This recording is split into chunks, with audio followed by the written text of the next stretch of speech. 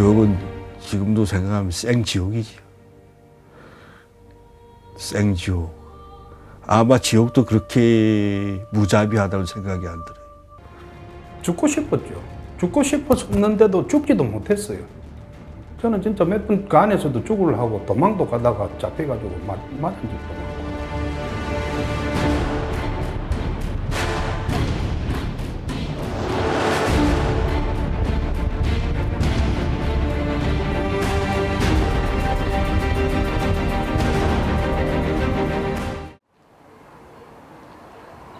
부산에 살고 있는 한 피해자를 만나봤습니다. 최승우 씨는 형제복지원에서 당한 구타로 성한이가 하나도 없습니다.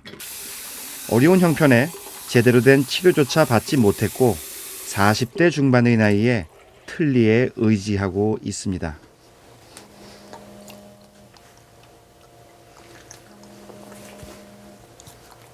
뭐 수급자가 돈이 어디 있겠습니까?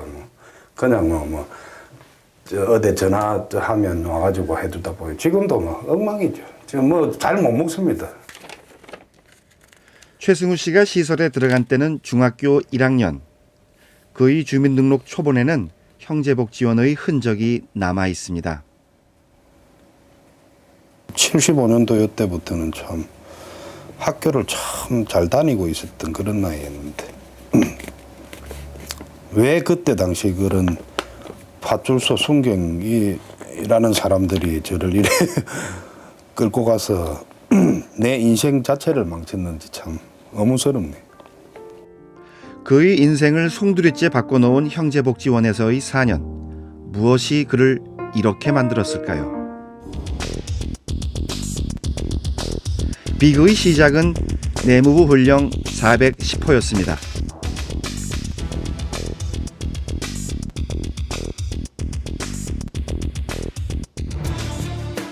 1980년대 군부 정권의 국정 지표는 정의사회 구현과 복지국가 건설이었습니다. 정부는 대대적인 사회 정화 작업을 시작합니다.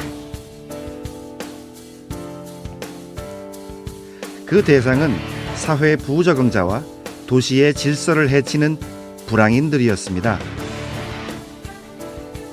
훈령이 시행된 이후 부산시와 형제복지원은 불황인 보호사업 위탁계약을 맺게 됩니다. 내무불령 410호가 있었고 그거에 따라서 부산시와 이제 불황인들을 수용하게 되는 위탁 계약서를 이제 형제복지원과 부산시가 맺게 되죠. 그걸 근거로 해서 국가보조금, 지방자치단체 보조금을 받게 되고 그 보조금이라고 하는 거는 사람 한 명당 책정된 금액이 있기 때문에 인원수가 많으면 많을수록 보조금을 이제 더 많이 받게 되는 상황이죠. 불황인 선도라는 명목 하에 경찰과 공무원의 단속이 시작됩니다. 도시를 떠돌던 불황인들은 선도 차량에 실려 형제복지원에 수용됩니다. 그렇다면 형제복지원으로 온 이들은 모두 불황인이었을까요? 어두컴컴할 때쯤 돼서 집을 가기 위해서 가고 있는데 바로 그 형제복지원 근처에 계금파출소라고 있었습니다. 그 계금파출소 순경이 그냥 가고 있는데 저를 부르더라고요. 그래서 그곳 형제복지원에 잡혀가게 됐습니다. 역전에서 이제 TV를 보고 있는데 갑자기 뒤에서 등을 납고 채는. 근데 그것도 한 사람이 아니고 여러 사람이 이렇게 잡아당겨가지고 갑자기 잡아대니까 이 정신이 차리지 못할 정도였죠.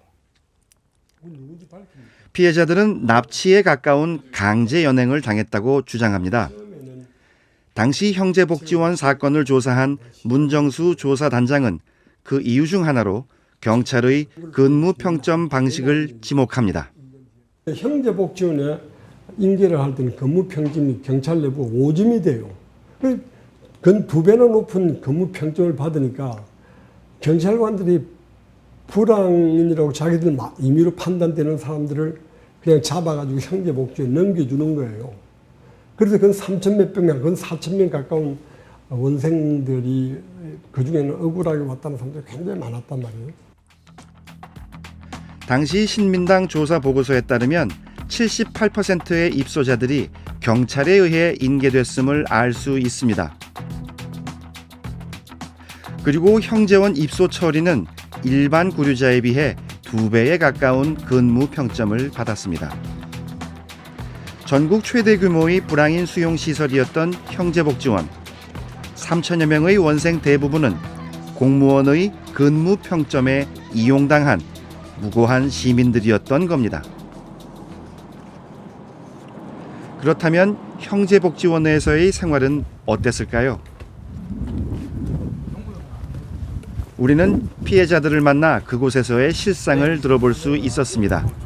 현재 40대 초중반의 피해자들은 입소 당시 청소년에 불과했습니다.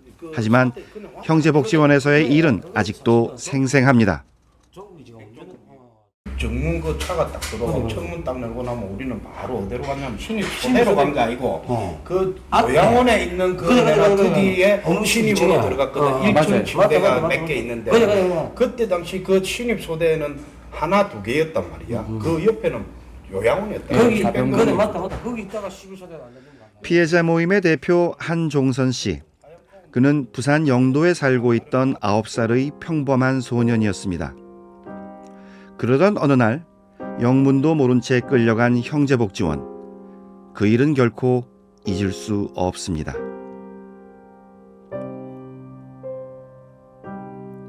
어두운 밤 도착한 곳은 단단한 철문과 높은 담장으로 둘러친 감옥과도 같았습니다. 그리고 그곳에서 겪은 것은 이유 없는 폭행이었습니다. 아무리 맛이 없다 하더라도 자기가 살기 위해서라면 조금이라도 먹어야 되는데 선착순 30명도 길게 해준 거예요. 30명 이하로 들어오는 사람들은 무조건 또 빠따 맞아야 되니까 안 맞으려면은 한 두세 숟갈 입에 가득 물고 뛸 수밖에 없어요. 가혹한 폭행은 여성들도 피해갈 수 없었습니다. 제작진의 설득 끝에 어렵게 만날 수 있었던 최희진 씨. 정말 힘들었는데 그녀는 7살 때 형제복지원으로 끌려갔습니다. 정말 지금 생각하면 꿈인 것만 같아요. 솔직히 자는 시간 동안에도 사람들이 떨면서 자요. 누가 그냥 툭 건들지 않을까? 누가 날 또 불러서 때리지 않을까? 그게 정말 맞는다는 게 제일 고통이죠. 이들이 간 형제복지원은 어떤 곳이었을까? 9,000평에 달하는 부지에는 원생이 생활하는 내무반과 자활공장, 병동, 그리고 공동시설을 갖추고 있었습니다. 입소자들은 군번과 비슷한 수용번호를 부여받고 내무반 생활을 합니다. 그들 중 권력을 잡은 극소수의 사람들은 조장, 소대장으로 불리며 원생들 위에 군림합니다. 그 질서를 유지하는 것, 오직 폭력이었습니다. 자기들이 억압받았던 걸 갖다가 조장이 되고 이러다 보니까 또 자기들도 안 해야지 하면서도 옛날에 받았던 또 그런 게 있으니까 또 그런 또 실력 행사를 하게 되고 또 조장이 또 잘못 어때가지고 소대원들이 뭐 사고가 난다든지 이러면은 원장한테 이제 소대장한테 불똥이 튀니까 소대장이 이제 또 조장들이나 서무들한테 또 이제 눌러서 이제 더 이제 심하게 하는 거죠. 억압된 공간에서의 악행은 더해갑니다. 권력의 먹이사슬, 그 아래엔 힘없는 여성과 어린 아이들이 있었습니다.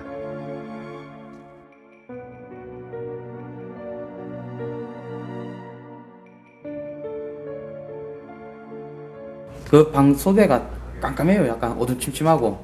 그런데 어떤 남자가 이렇게 묶여있는 여자 위에 올라가 있는 걸 목격한 거죠. 그런데 그 당시에 이게 성폭행인지는 모르지. 그때 당시에 14살이다 보니까 14살들이 청소년 소대 가기는 좀 힘들었거든요. 너무 어리다 보니까 그쪽에서도 또 소대장이 가만 안 두더라고요. 또 그 뭐 형들하고 뭐 이쁘다고 서로 막 듣고 자고 뭐 성폭행을 엄청 당했죠, 거기서도. 그냥 저는 삶 그 자체가 그 형제복지원 안에는 여자로 대신 그렇게 살았습니다, 진짜. 믿기지 않는 인권 유린의 현장이었던 형제복지원. 지금은 대규모 아파트 단지가 들어서 있습니다. 그리고 저쪽 저가인데 저거. 아 저쪽 야, 예. 바로 저가인데. 철좀 안으로 아파트 땅이고 저쪽에 이제 정부 땅인데 그 옛날에 행제복지원 하던 그 석축이 그냥 그대로 남아 있는 거죠. 그곳에는 피해자들과 세상을 단절시켰던 높은 석축이 지금도 남아 있습니다. 쫙 둘러싸가 있었어. 그냥 막 전부 다 각기면 저 곡괭이 자루가 있습니다. 그냥 곡괭이 자루죠. 곡괭이 자루 들고 딱 쓰가 있어요. 그 앞 앉아 있던가. 이래 있어. 경비들이. 막 그러니까 도망가고 싶어도 진짜 도망가면 그거는 행운이고. 거의 뭐 도망가려 하다가 잡혀가지고 그 잡히면 그냥 맞아 죽는 건데. 맞아서 죽는 일이 어떻게 일어날 수 있을까?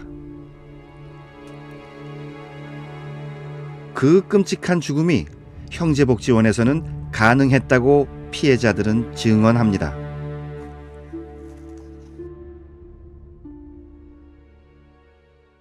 어릴 때 기억인데 하여튼 뭐 데리고 한다는 이유만으로 애를 엄청 패더라고 그때요. 그때 누가 팼는지는 내가 정확하게 하도 오래돼가 기억을 못 하겠는데 맞아갖고 기절을 했는데 그 다음날 그 애가 안 보이는 거예요. 안 보이는 거예요. 그러니까 결론은 소문을 들으니까 죽었다고 얘기를 하더라고요, 그 얘기를. 특이하게 이제 하여튼 저한테 관을 나가라고 시켰어요. 하여튼.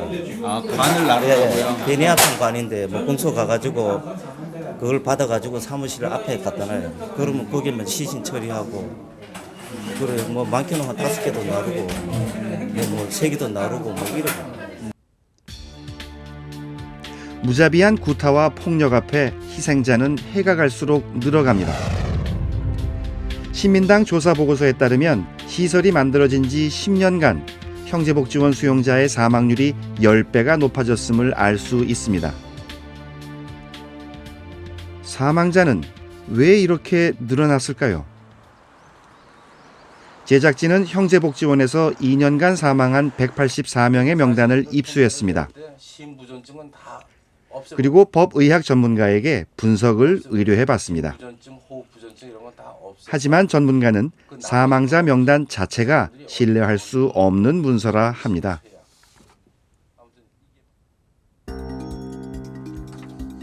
주요 사인인 심부전증과 뇌졸중은 직접 사인이 될 수 없다는 이유에서입니다. 뇌졸중, 그리고 심부전증 이렇게 오면 이거는 뇌졸중으로 심부전증이 오는 거는 거의 없거든요. 이런 식으로 적어놨기 때문에 심부전증은 그냥 다 무시해도 될 것 같은 생각이고, 특히 나이가 30대 이런 사람에서도 뇌졸중이 꽤 여러 발견이 되고 그런 걸 봐서는 정말 이걸 제대로 검시를 하고 또는 병원에 진료한 기록을 바탕으로 한 사망 원인 판단인지 아니면 그냥 사무적으로 그냥 적어놓은 사망 원인인지를 조금 의심하게 만듭니다. 사인에 대한 의혹은 또 있습니다. 이 사망자는 신상카드에 간질 환자로 기록되어 있습니다. 하지만 제작진이 분석한 사망자 명단의 사인은 간경화였습니다.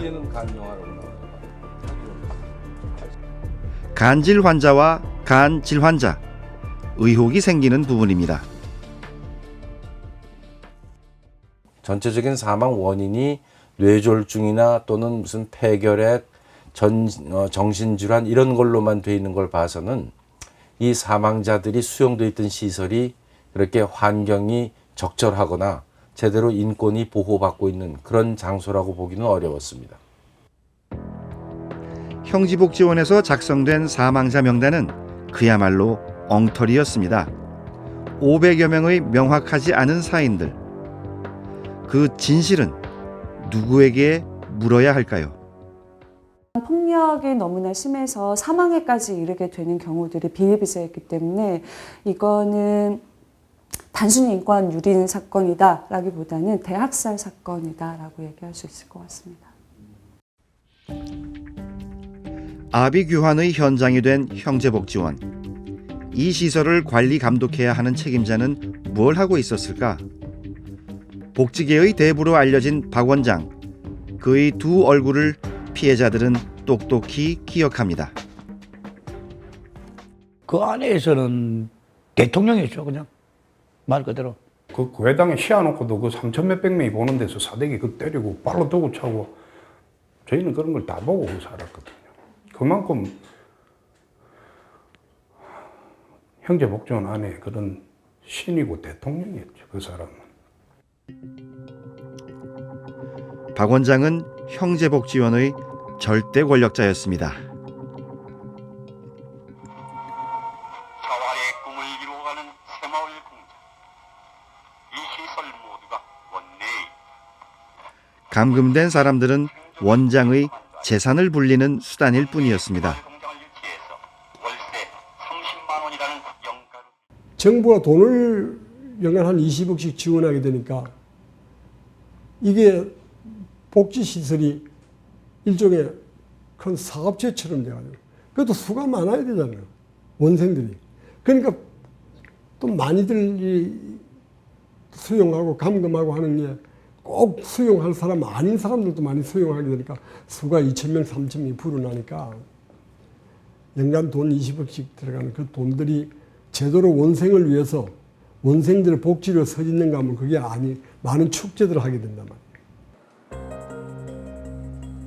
12년간 형제복지원에 지원된 국가 보조금은 총 240억.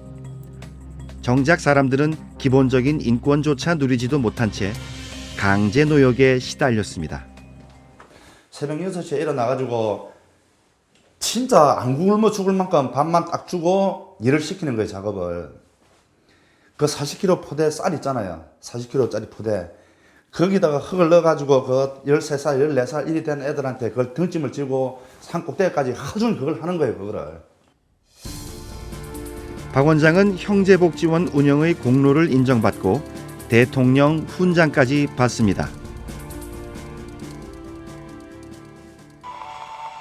원장 가족들도 여기서 같이 밥을 먹는다. 온 가족들이 복지원 안에서 기거하는 것은 물론 식사까지도 원생들과 똑같이 하고 지내는 것이다.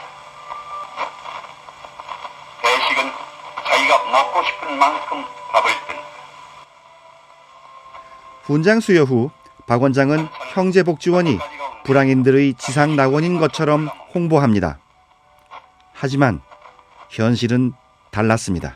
그러나 반찬 찌꺼기 밥알 하나 남기면 징계를 받게 된다. 생전 안 나오던 그때 뭐 짜장면이 한 번 이렇게 나왔었거든요. 그쪽에서 짜장을 해준다고 나왔는데 그 짜장면이 세상에 얼마나 냄새가 많이 나든지 어린 나이 먹지를 못했다고. 그러니까 그 중대장이 그걸 보고 오더만 이 새끼 이거 오늘 새끼 응?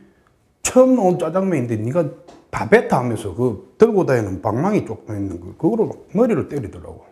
나 처먹으라면서. 그래서 그거를 먹으면서 토하고 했던 그런 기억이 나. 그 어린 나이에 지네도 묻고 나는 지네도 묻고 했으니까.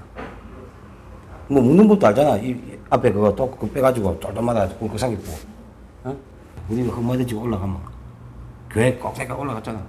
그 만보되게 올라갔다 내들 때 되면 저희 집에서는 고기 냄새가 나는 거야. 냄새 우리 후가면 살아있잖아. 어? 얼마나 어릴 때 먹고 싶었어. 진짜 그랬어요. 제가 그 사람들 제가 봤습니다. 1987년 1월 복지계의 대부 박 원장이 구속됩니다. 형제복지원의 진실이 세상에 밝혀지는 듯 했습니다.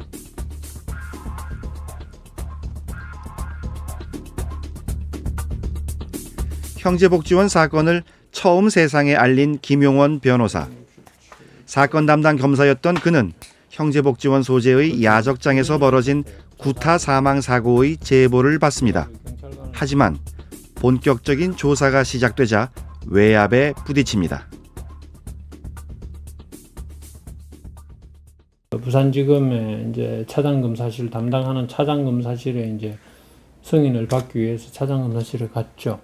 이런 내용으로 수사를 하겠다 이러니까 대답이 그거였어요. 미친놈, 무슨 뭘 조사한다고 당장 철수시켜.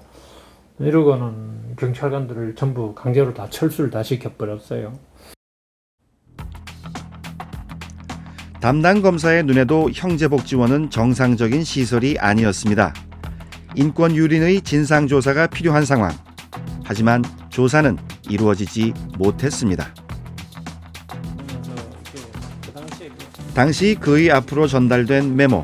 노출 안 되게 이름 가운데 받침 하나를 빼라. VIP, 즉 대통령이 부산에 온다. 사건을 축소시키라는 울산지검 청장의 지시였습니다. 형제복지원의 그런 지금 이렇게 가혹행위 실태나 감금 실태를 밝힌다는 것은 전두환 정권의 치부를 그대로 노출시키는 거잖아요.